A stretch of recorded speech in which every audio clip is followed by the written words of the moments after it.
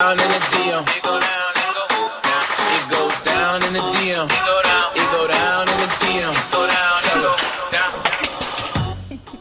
Welcome back from the break and to another week of Down in the DMs. Our first question comes from Max Rutberg. What will the Patriots do at quarterback next season? Ethan, what do you got for me? Well, I just kind of want to take a moment to just talk about how astounding it is that we're even asking the question, what will the Patriots be doing at quarterback? I didn't even think in my lifetime. I mean, that's a bit of hyperbole. But I did not think any time until Tom Brady retired that we would be asking this question. Hey, now, you never know. That might be a lifetime at this point, too. Yeah, it's just crazy. The quarterback situation for New England is troubling, to say the least. I mean, Cam said it himself. He said it would be remarkable if he returned to New England. I don't really think he and Bill Belichick meshed very well. So I'm going to go out on a limb. Okay. You know what New England needs. I don't like the little smirk you got going you know what on New right England now, needs but the okay. most. I'm interested. Some Fitz magic, baby. Oh, okay. Yeah. Okay. Ryan okay. Fitzpatrick in a Patriots uniform for Yeah. 1 year. Maybe if you can. I mean, or they could just be looking for their answer in the draft. Zach Wilson could very well fall to that number 15 spot that they have in the first round.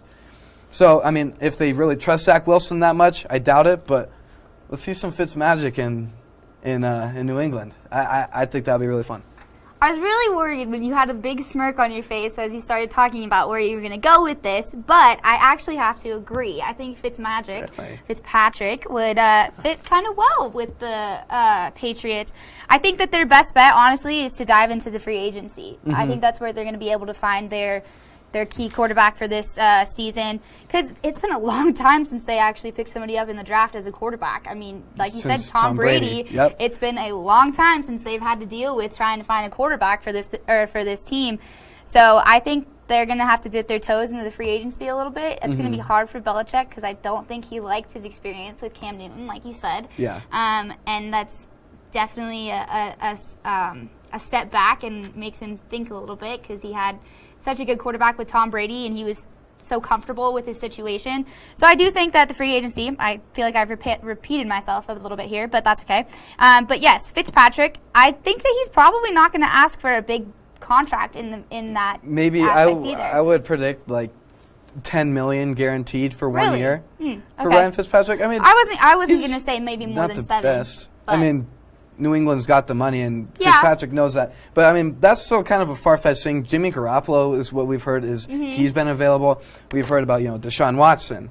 We've heard about do you really Russell think Deshaun Wilson. Watson's going to be leaving We've heard about the Texans? Oh, yeah. Deshaun Watson hates it in Texas. Yeah, but do you think they're going to let him go? I mean, if you offer up enough, it would have to be a deal to say no. I mean, they just got rid of J.J. Watt, though, too, so yeah, I mean, you never know what I this just feel team's bad gonna for do. any Texas fans out there.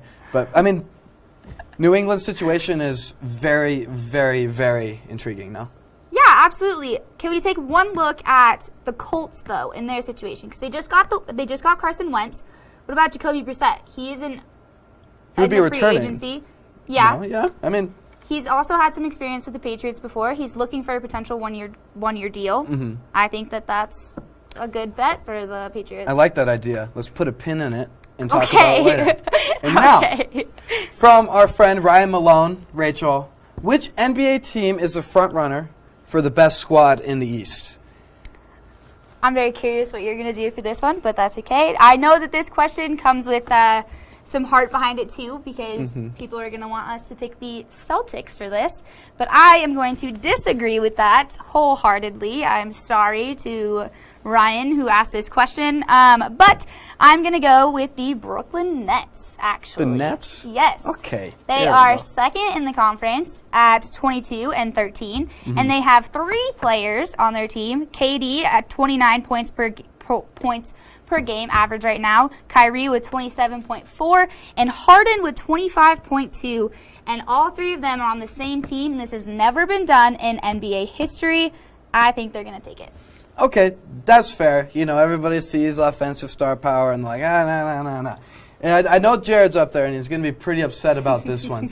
But, the Bucks are and will be the best team in the East. And the reason the Nets aren't, So you can score 150 points a game, but if you're giving up 160 every time, you ain't going to win nothing. And that's when they're playing real competition in the playoffs, even if they make it to the finals, they'll play a real team, a real defensive and also equally offensively good team in the West. The Nets, they're going to buckle. And when you have, the heads, I can't even imagine. It gives me a headache thinking about being in a locker room with James Harden and Kyrie Irving. And I mean, KD is probably the most mild of the three, which is saying something. That's still, yeah. So how long until the Nets locker room implodes? And how long until their offense can't keep up with the abysmal lack of defense? I mean, you don't even have to really. I mean, the Bucks have the top offensive rating in the whole league, 117.7. They're still in third right now, though. There's just a game back. Yeah. I mean, it's very competitive 1 through 3 in the East. Absolutely. Don't get me wrong. I like how neither of us actually picked the 76ers to win, even though they're in first place of the conference right now. That's what happens when you have the second best center in the league. And not the best center in the league.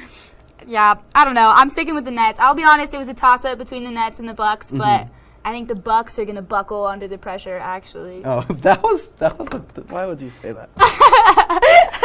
Okay, so you can say stuff like that on every other week, but the one time I say it, you're going to It was good. Buckle under pressure. I'm just mad I thought you were going to say it, honestly, at first, because you said buckle, and I was thinking that's what was going to happen. I didn't think about it first, but, it's hard to really judge either team when your 5 through 8 seeds, 5 through 7 seeds in the East are all 17 and 17, including the Celtics. Yeah. There's outside of the top 3 teams in the East, it's just very little to no competition. Yeah. I mean, the New York Knicks are in a playoff spot. I mean, come on. Maybe next week we could talk about the West and that'll be a little bit more fun, yeah? Oh, I'd be good with that one. Okay, count it. Hopefully somebody gives us a question next week on the West. I would love to argue about this with Ethan, even though we argue about any and everything. But anyway, we'll move on to our last question of the night. Ethan, is Gonzaga considered to lock in a win for this year? It's so hard to say no. I know you've got Baylor, and Michigan is deciding to be really good all of a sudden, and Michigan looks really promising, but you want to talk about dominance, you talk about these Gonzaga Bulldogs. And and if you're looking at most of the professional big brackets, Gonzaga almost always has the easiest region and the easiest path to a NCAA championship game. It's like watching Alabama in college football. Yeah, that's probably what it will be this year. I mean, it's March Madness, anything can happen. Corey Crispert is so cold. I mean, that dude can ball. They're averaging 92.9 points per game. If we're just think about how dominant you have to be in NCAA basketball to be 24-0. Think about how good you have to be to score 92.9 points a game.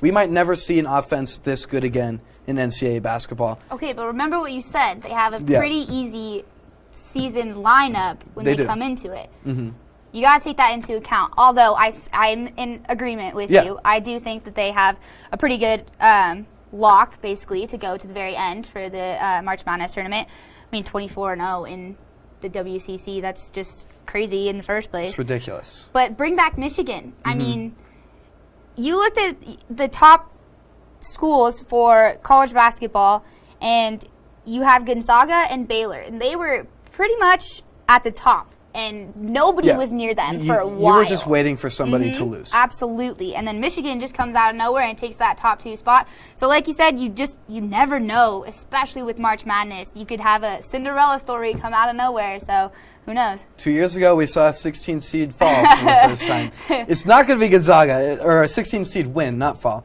Gonzaga is not going to lose to a 16 seed. If that happens, Please say something so I can actually do it when it happens. It's not going to happen. But if it does, you were about to say, if it happens, I didn't think that far in my head. I had not gotten that far in my head yet. I will think about that. We should just have them choose. Oh, yeah. If Gonzaga does lose in the first round of the NCAA tournament, I want to hear from all of you what I should do. Please keep it kind of nice, and remember, I don't have much. And so, please do so, because I will enforce it and make sure that this happens. It's not going to happen. I'm just saying, on the off chance that something happens, because you never know. What if I go? I mean, it's no Gonzaga loses. I haven't gotten myself into anything. Scared. But yeah, just shaking in his boots now. We're getting weird about it. Anyway, let's cut this well, out. that is all the time that we have for tonight. To stay updated on all the CSU games coming up this week, make sure to follow us at sports_CTV on both Twitter and Instagram. I'm Rachel Hallam. And I am Ethan Bird. Tune in at the same time tomorrow night to catch Ellison's top play of the week. Here is to a much better March than we had last year. Good night, Rams.